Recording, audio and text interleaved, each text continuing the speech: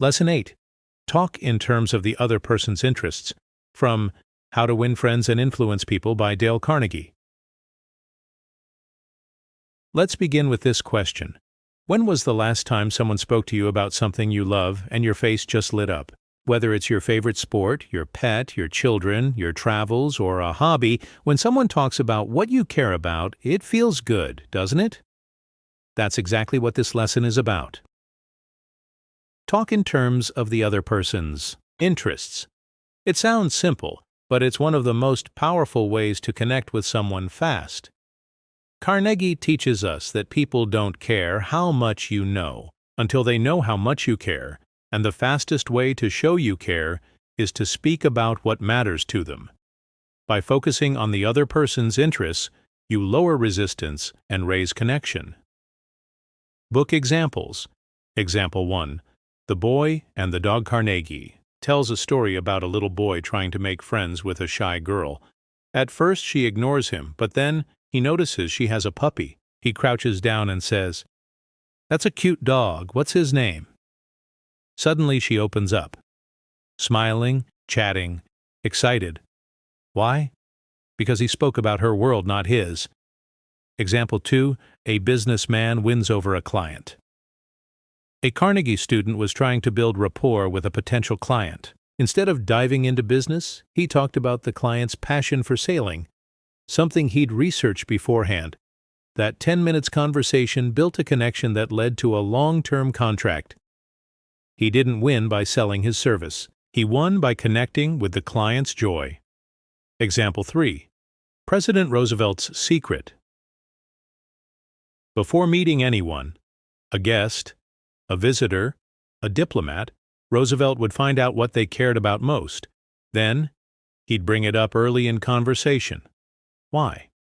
Because Roosevelt understood that attention is respect. Real-life example: business and colleague.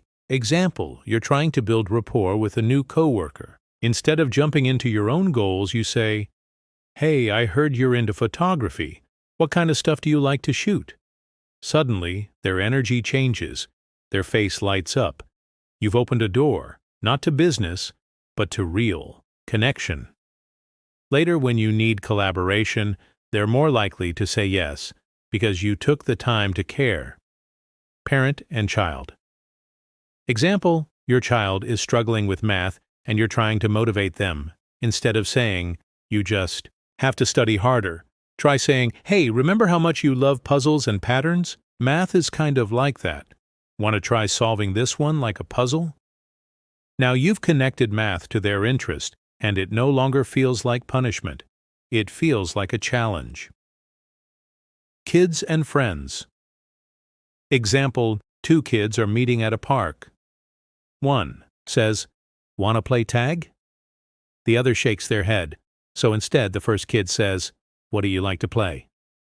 The second replies, "I like pretending to be dinosaurs." Cool. Let's be T-Rexes. Instant friendship. Because they talked about what the other child liked. Let's wrap this up. Every person is walking around carrying their own favorite topics, passions, and stories. When you take a moment to learn what lights them up and then talk about those things, magic happens. You build trust faster. You become more likable without trying. You influence without effort because you're speaking their language. And here's the truth. You don't have to be interesting to be unforgettable. You just have to be interested in what they care about. Challenge of the day. In your next conversation, ask one person, "What are you into these days?" Or, "What do you like to do outside of work?" Then listen. Lean into it. Ask follow-up questions and watch how their walls come down and connection begins. Thanks for watching. Lesson 8. Hit the like, tap subscribe, and comment below. What's one interest you wish people asked you about more? See you in Lesson 9, where we'll explore how to make people feel important sincerely.